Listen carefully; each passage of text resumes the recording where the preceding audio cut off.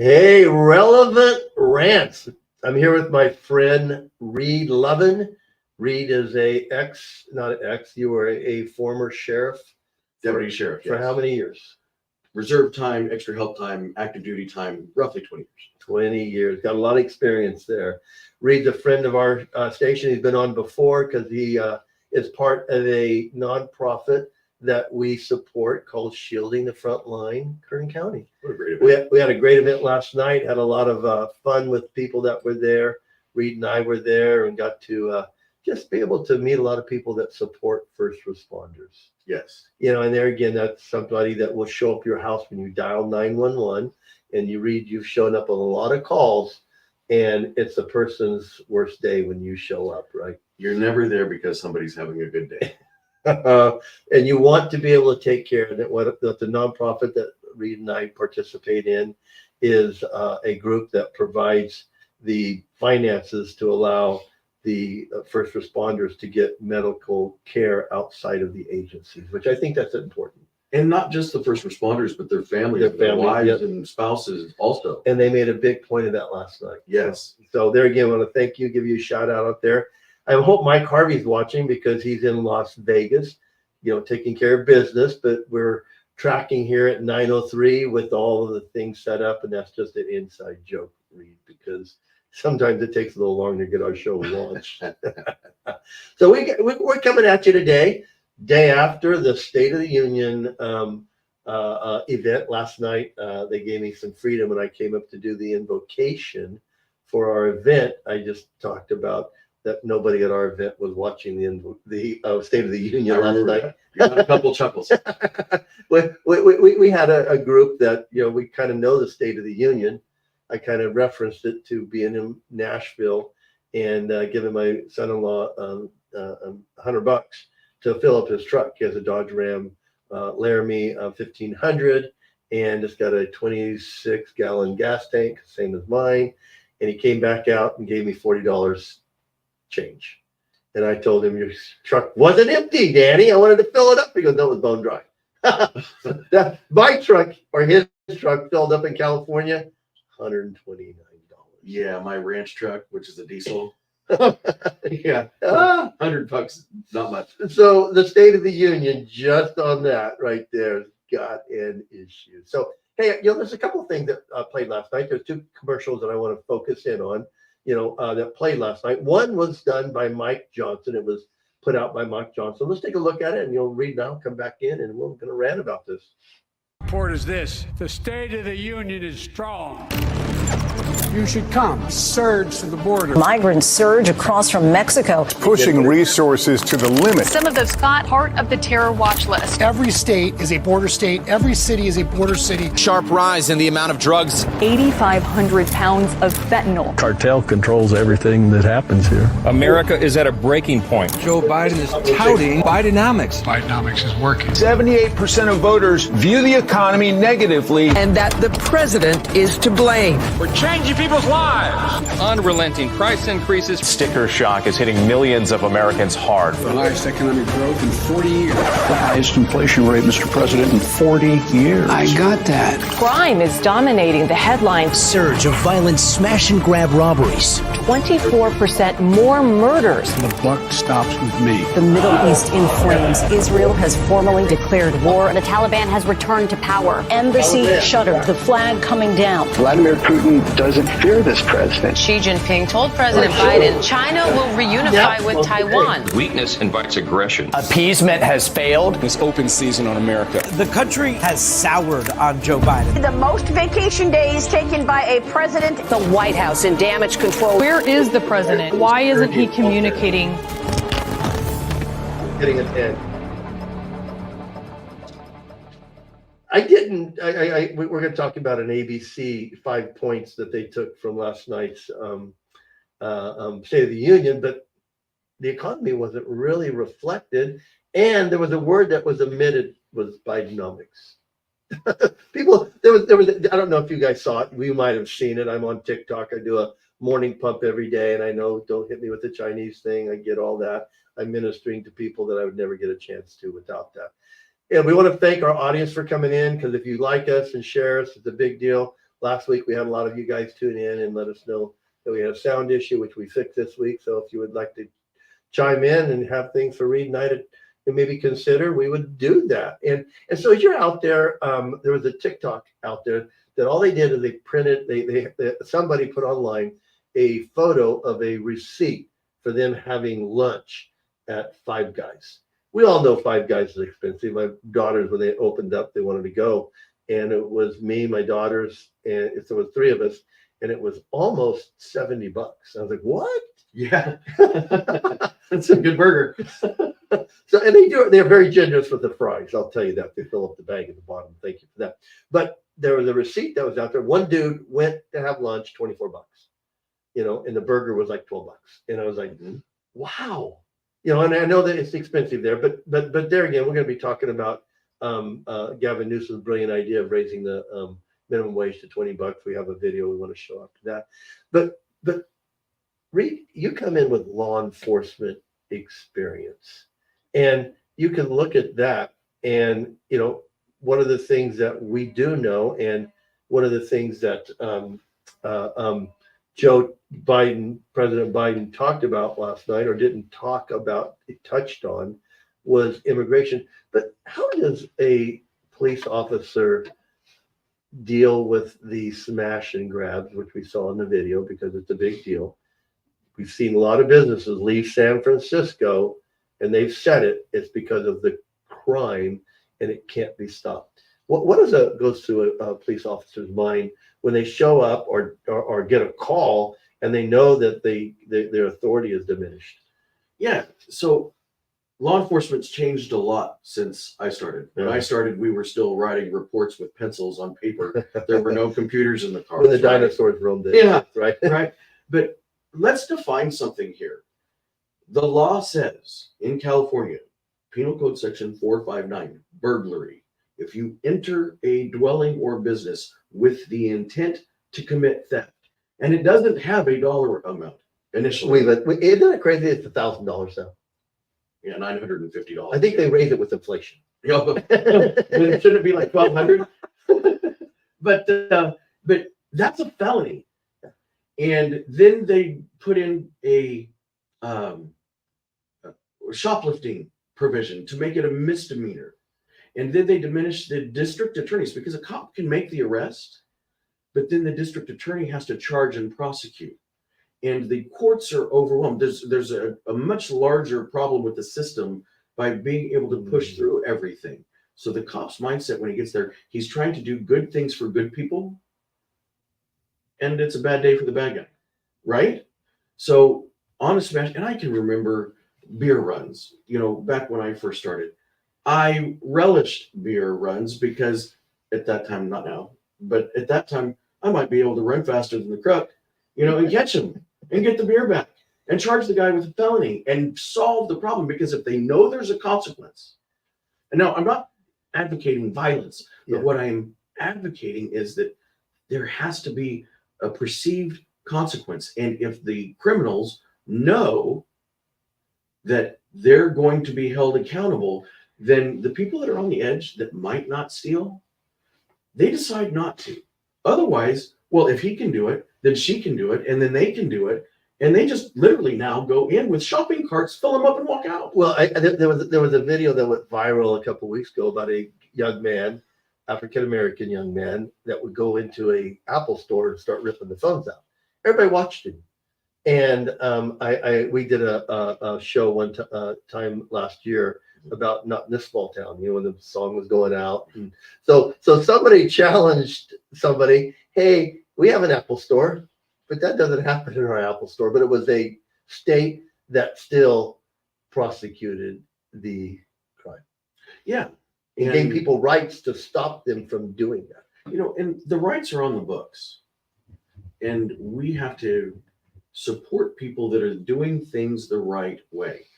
Vigilante justice isn't an option. However, if a person witnesses a crime and they are willing to personally invest in the form of a statement, a witness showing up to court, you have citizens' rights to effect an arrest and stop that.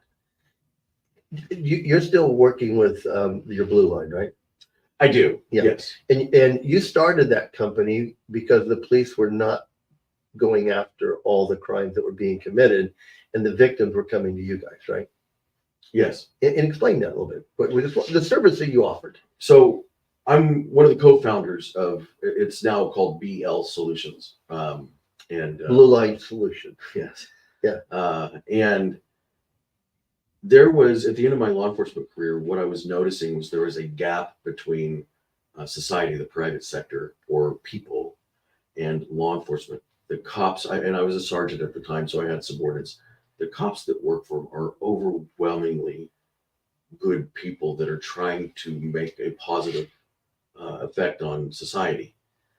And because you talked about and we could get into all sorts of things, it's a total rabbit hole, but the diminished authority, the sentiment towards law enforcement, the, defund the cops, all of that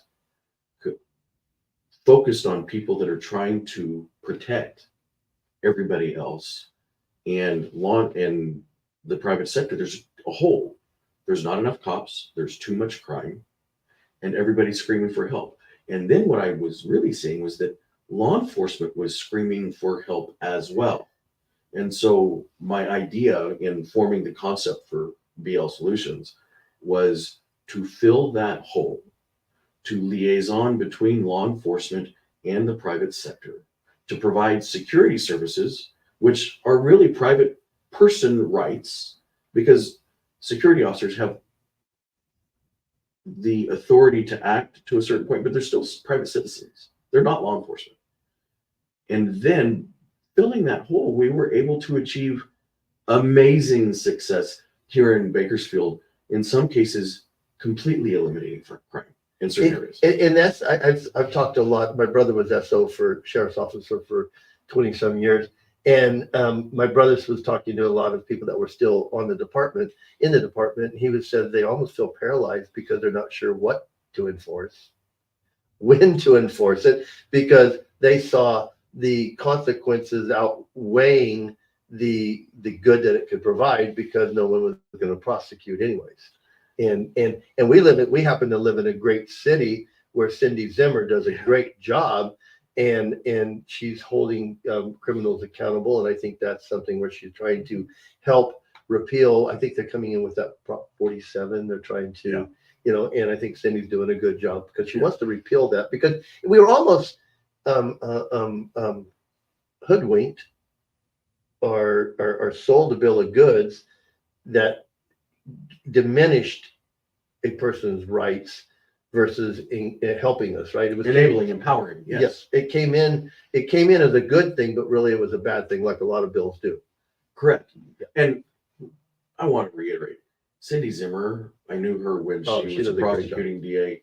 She is amazing. She is. And she's been on our show. She's a friend of our show. Yeah. And as a law enforcement officer, when there were those cases that really, maybe the charges weren't profound on the surface, she makes her prosecutors available so that you can talk to them and explain the intricacies of the case and the totality of the circumstances. And I just can't say enough good things about how she runs her department and her willingness to do that. And she lets her faith hang out there too. I love it. She is. And so, it's one of those things, Reed. I love the fact that as you've been able to have an extensive experience in law enforcement, and then out of law enforcement, able to help the private sector still seek the protection that they should be getting on just a normal level. I think that's, speaks a lot to you and Blue Line Solutions. Oh, the system works. We as a society all have to have the willingness to participate in that game of life. Does it feel like there's, with the administration that's in power right now at the highest level, which is the presidency, and everything comes down, DOJ, FBI, that kind of stuff, it seems like there's a different agenda than the law and order, crime punishment. It seems like there's a push against that. there's an ignorance, and the ignorance is people don't understand what it is. I get it. People want to do good things and help people come out of a certain type of lifestyle. I work a lot with homeless now, and one of the phrases that I hear is resource resistive. On my cattle ranches, one of the cowboy sayings is you can lead a horse to water. You can't make them drink. Right? So there are some people out there that need a hand up. Uh-huh. There are other people out there that are predators, and all they want to do is bad things.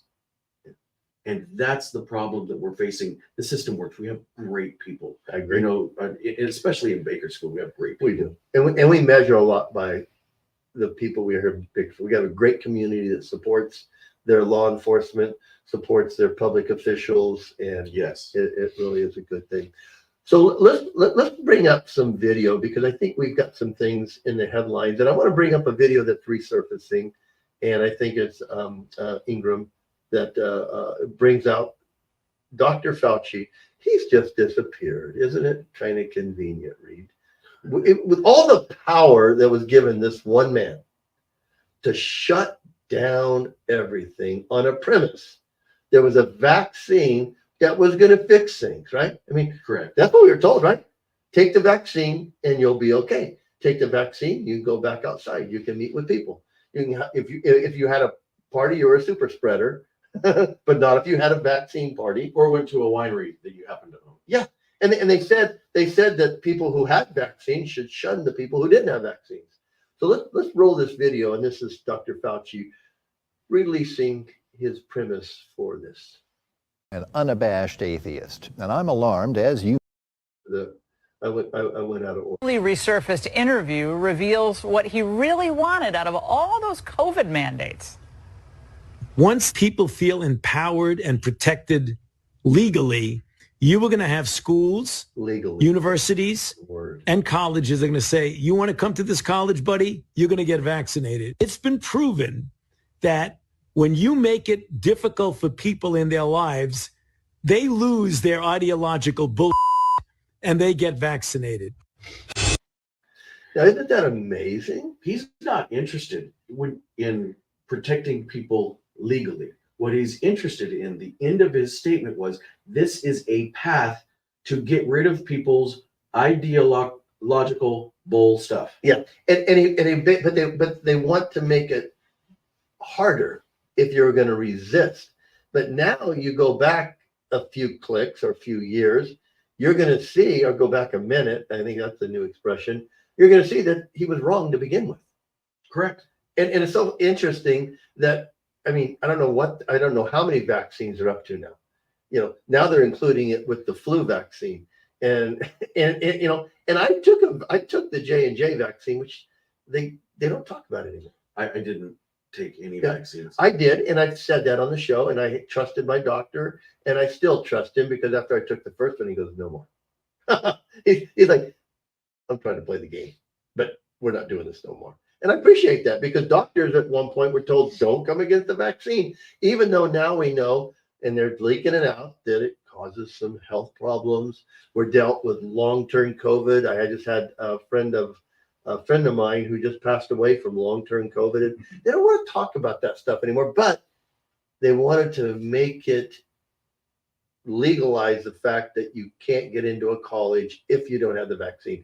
And I'm not sure you really want it in college right now. You were talking about Riley Gaines, you know, before, yes. and just seeing what she's endured, because she's pushing back on their delusion that there are more than two genders, and she's having to dress as a female in a locker room with a biological intact male. Mm-hmm. And then all the things that she's had since then. You know, she was pretty much locked in because people were disagreeing with her so vehemently they wouldn't let her out when she was speaking up, I think, at Berkeley. Yes. So really, I'm not sure if you want to send your kids to college. I know there's a pushback out there. Our friends at the Daily Wire have basically done a lot of great shows on the whole theory of the indoctrination of the colleges. Yeah, you know, as a father, I have a daughter at Arizona State University. And I'm so glad she's a person of character, that is an independent thinker, that knows how to form an opinion. Because if you are captured or entrapped by the narrative of whoever you're speaking with, you're only an effect of that person. You only do what that person plants in your head. But if you are objective and a free thinker, to form your own opinions, even if we disagree, I can support you in thinking. I can support you in that. And, both of my daughters that went to college, and all of the kids, I have stepkids with my wife, and we have amazing free thinkers, and we sit around and go, whatever path they choose, whether it's formal education or not.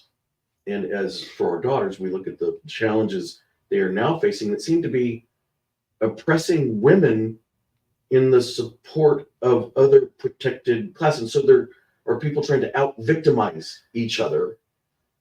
But with our children, we have independent thinkers that form their opinions and choose their path. Isn't that an amazing thing? Because there again, you were out on a lot of homicides as a deputy sheriff.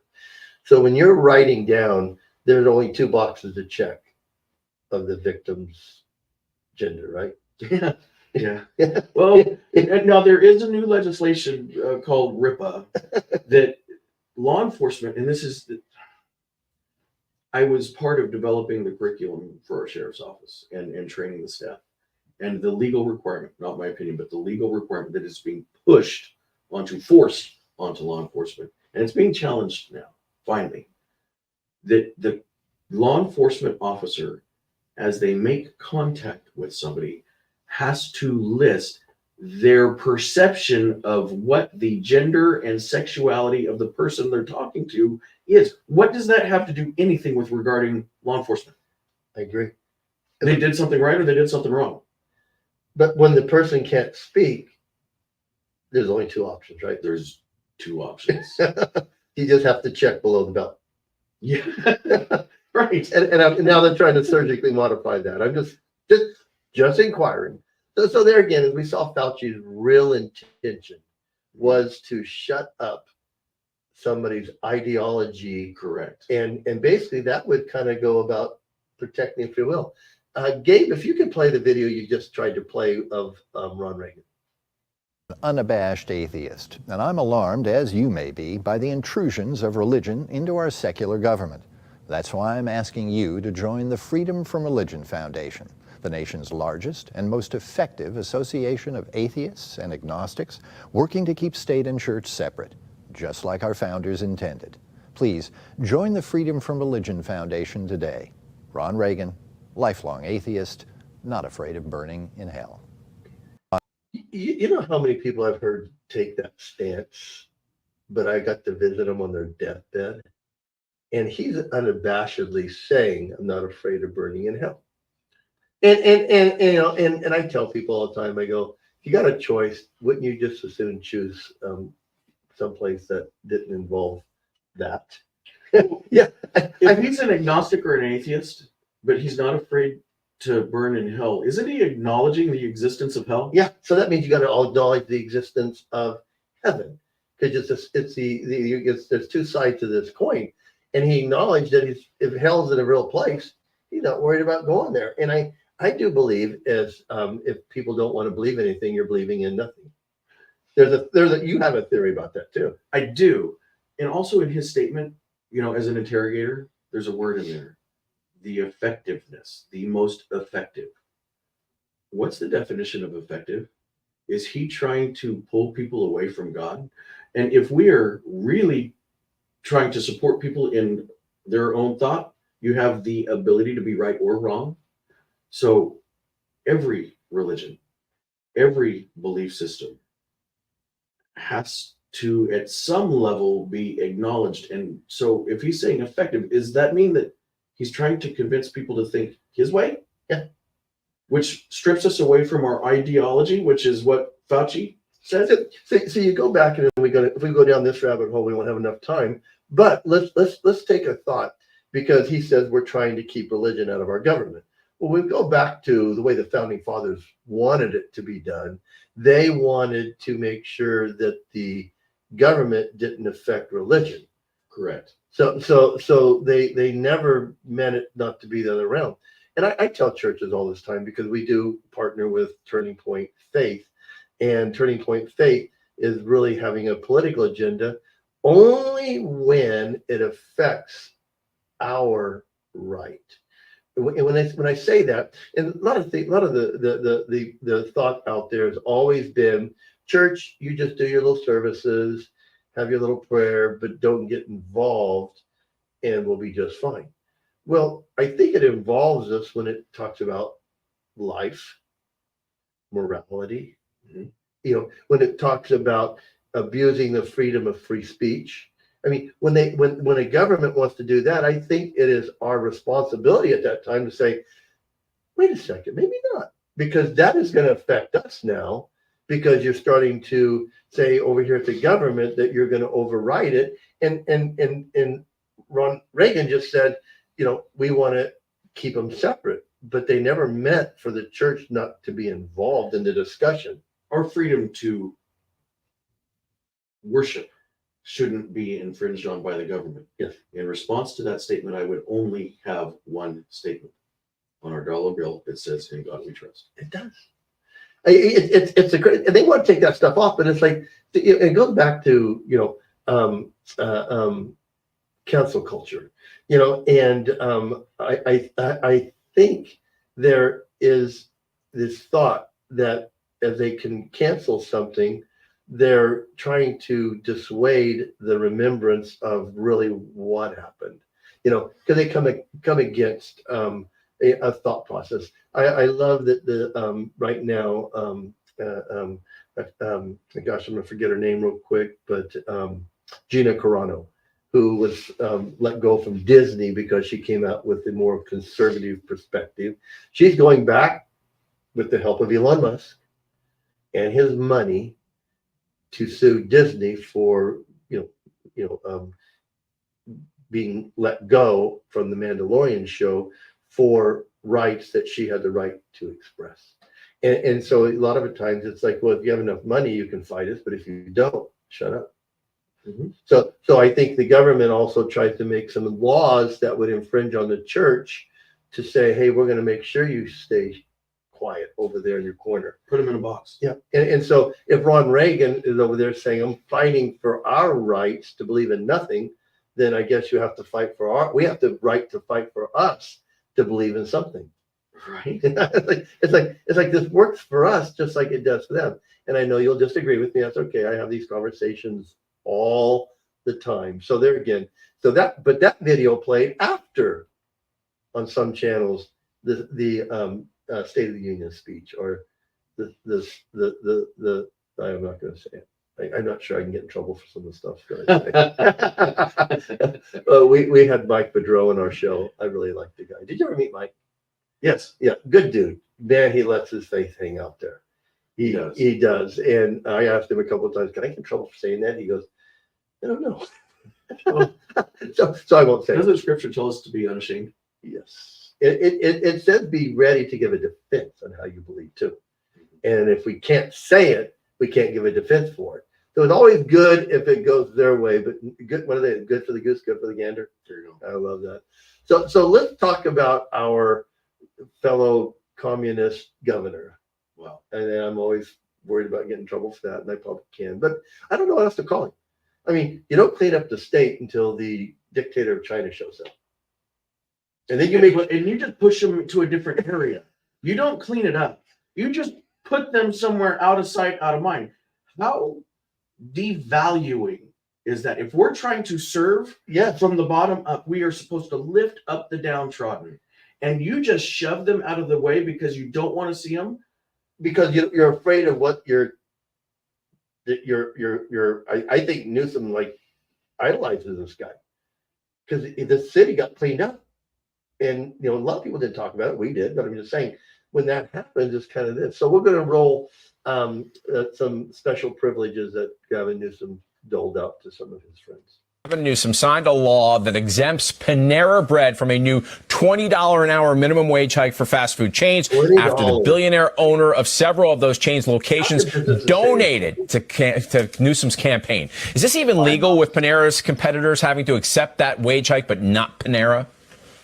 Absolutely not. This is quid pro quo, and it's actually a violation of both state and federal law. Federal law is 8 U.S.C. 1346, and the state law is Penal Code Section 68. And we need to understand that someone needs to prosecute for this. California Governor Gavin Newsom. Who is going to be that someone? Because he runs the state. It's one-party state. Last time I checked, it is. I love the election the other day. It looks like Steve Garvey, loved him as a Dodger. Is making some advances on sheriffs. I got to think, because in my family, I'm the outlier. The most of my family is very liberal. Okay.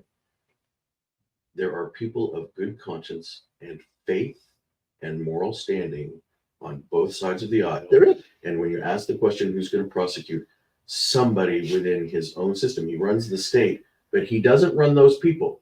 This is a perfect example of divide and conquer. This is a perfect example of him trying to put his own people in a box, get in line or I'll ruin you. And somebody eventually has to say, that's not okay. It's so funny because his excuse was that they bake bread and it's separate.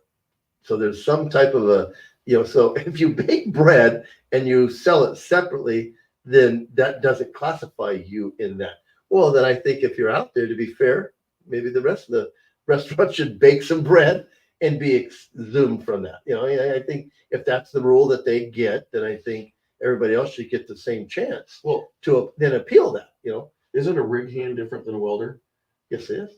Okay, so isn't a cowboy different than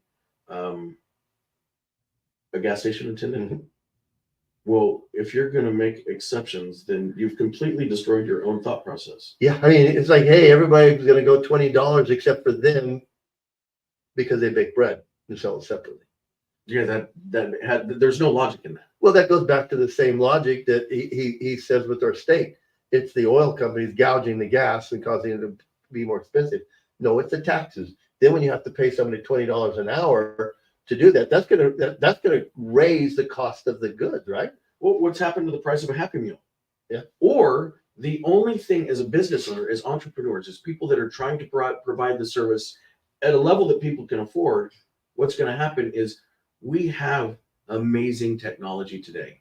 And instead of being focused on the benefit of society, the benefit of humans, we're going to be focused on, can I make a robot that can make a hamburger because I can buy the robot and over its lifetime is much cheaper than an employee. Well, that's a person that doesn't have a job. That's a person that doesn't have the ability to provide for their family. And if a person has no value, no purpose, they lose all hope. They're lost. Yeah, because purpose fuels passion.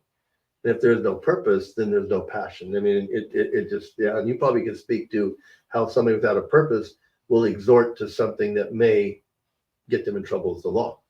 Absolutely, because they're going to try to provide. We're dealing with the situation right now. I won't mention the location, and we actually got to the person that was committing the crimes against this business, and he said, "I break in here and I steal bicycle parts because I fix bicycles and sell them on the street, and that's how I feed my children. I'm not going to stop." Yeah. Providing for the children. If that guy had a different job to invest himself in, do you think we would stop the crime? You would have a better chance at it. There you go. Absolutely. So let's roll this last video, and it's our migrant problem, and nobody wants to talk about it. Isn't that crazy? And let's just say it because everybody's saying it. They're not just on this show, but Joe Rogan's show, Dan Bongino, all the big ones, friends at the Daily Wire, friends at Turning Point. That basically the current administration wants to turn their back on the immigrant problem. And it's not families coming over anymore. So we got the Mexican border open, and I just kind of checked these facts this morning. The Mexican border, since Texas has done such a great job, and they said they've done a great job, they've now chosen a softer route. Is that what criminals do? So you seal up your business, they can't rob you. They're going to a softer target, right? You know, I have this conversation all the time with business owners, and it's true. I can't stop a thief from stealing, but we can stop a thief from stealing from you. Yeah, because then they're going to go someplace else. So we now know that they're coming over in droves from the Mexican border. But you know the biggest nationalities coming over from the Mexican border is Chinese. Yeah. You know, I don't think they're just naturally there. You know, you would think the Mexicans are coming over more, but now it's the Chinese, it's the Russians. It's like, isn't that they've just found a soft part to enter our country. Correct. And then you have Canada. This is the big thing people don't want to talk about. Canada's wide open. Canada's wide open. They're encouraging people to come in. And don't you think they kind of slip through those borders too? They don't even have to slip. They have a better chance of running into a Sasquatch up there. So no one wants to fix the problem. And then last night when Joe Biden got challenged because of the immigration problem, and they were concerned about him only giving a condolence to Lake and Riley's parents. He never talked about fixing the problem. Right. You know, I mean, he's got the ability to tighten up the border, but they've got to supply new voters to the Democratic Party, and they don't want these people to be kicked out, not even the ones that are causing crimes. So there's an interesting point there. So if we're going to help the downtrodden and the needy, is there a mechanism in place? And the answer is yes, to allow people that need to come into the United States for political asylum or opportunity. Mm-hmm. There is a pathway to success. There is. But if we don't use the system that's already in place or don't improve that existing system, let's fix the problem, then we're contributing to the demise of our own country. Well, and no one cares about that. They're like saying, so everybody's openly saying it now. We've obviously let terrorists in. They've caught a few. Yep. You know, you guys were never able to catch all the criminals, but you're able to catch some. So that means if you're catching some, that other ones that are doing bad things are getting in. Here's the scary part is there are analytics out there that say, you know, we catch 10% of the fentanyl that comes across the border. Back when I was in law enforcement, it was the mega labs of methamphetamines that moved from our area to south of the border and then were smuggled across. So if you're catching 10%, and I think that's a generous number, and we're seeing the pounds, the tons that are caught, now multiply that, do the math, how much got in? Yeah. And if you catch a terrorist and you're catching 1% of the criminals that are coming across, that means 100 people. And there have been murders committed by people. There have been rapes committed by these people. There have been attacks on our society from these people. And if we're catching a small percentage, and I encourage the law enforcement agencies on the border that have the real data to publish it, because then it's going to paint a picture of, oh my God, what did we let in? And that's the secrecy that they want to do. Let's roll this last video and we'll come back and talk about it. The governor of Massachusetts just closing a community sports center for 4 months to house migrants. And locals there letting her know they are not happy about this decision.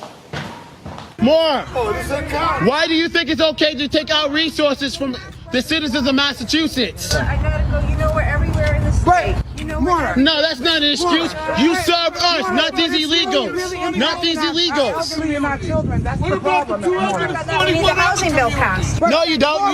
You need to deport them. You need to deport them. Lame excuses. Sean Nelson shot that video. Catherine Vitale's a lifelong resident in that town. Roxbury, Massachusetts is the scene, and they both join me now. Sean, point blank, where do these kids in this community go for the next 4 months? Kids, many of whom are vulnerable and need this center for recreation and, quite frankly, to stay off the streets. They're being dispersed by the governor. She doesn't care. Remember, her priorities are these illegal immigrants. You want to house them by taking their Roxbury's resources and giving them to a bunch of illegals, like you said, criminals who came here illegally across our borders. And she has no mind what she's going to do with our people. She's taking resources from Roxbury and also from all across Massachusetts with people who are struggling now.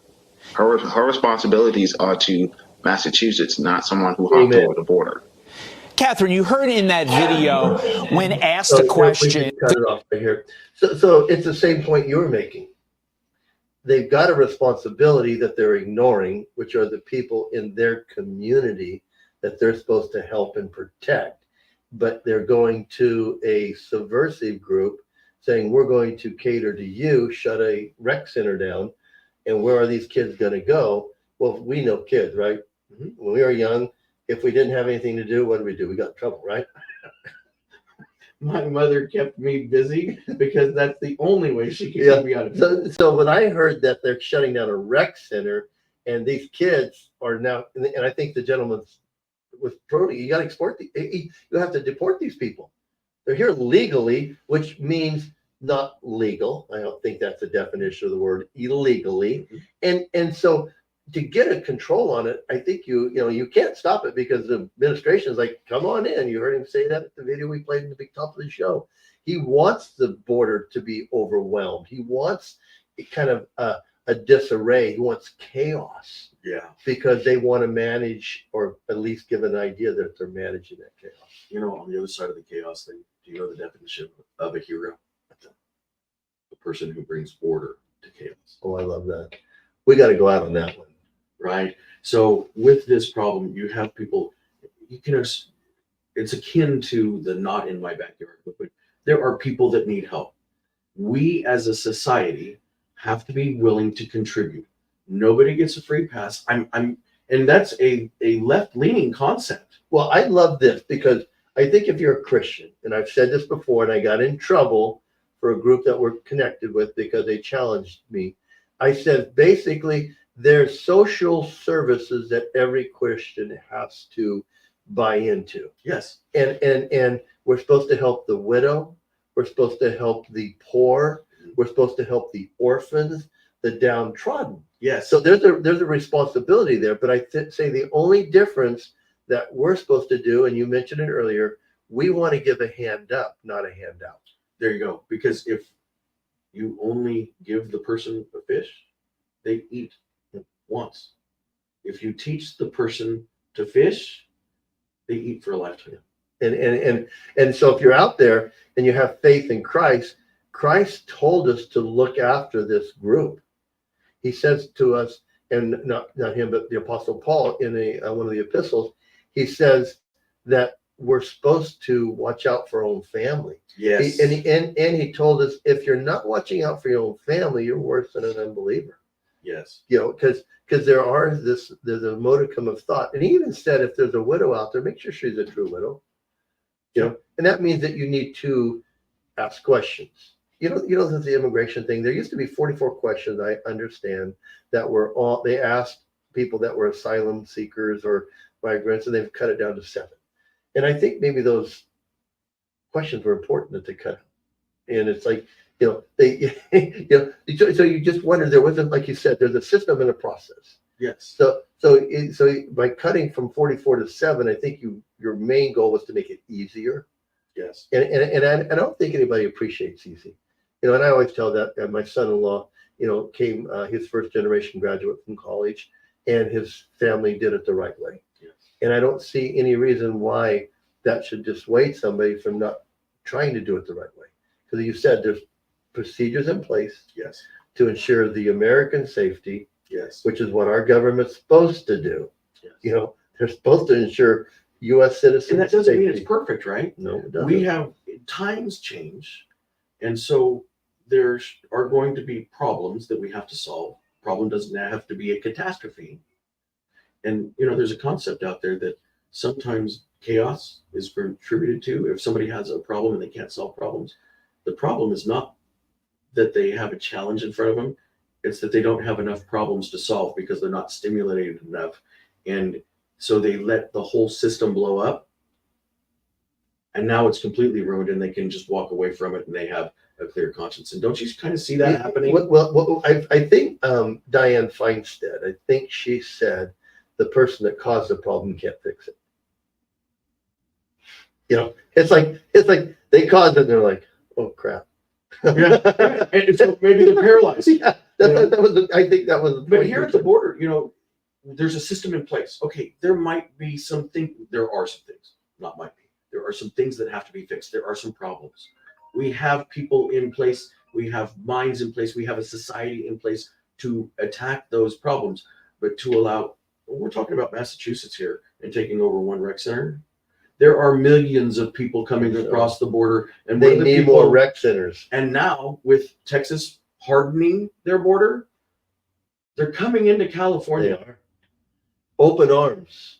They're welcoming them. And you're hearing more problems at the borders because before they saturate the rest of the county or the state, they're going to live in those areas that they first come into. Mm-hmm.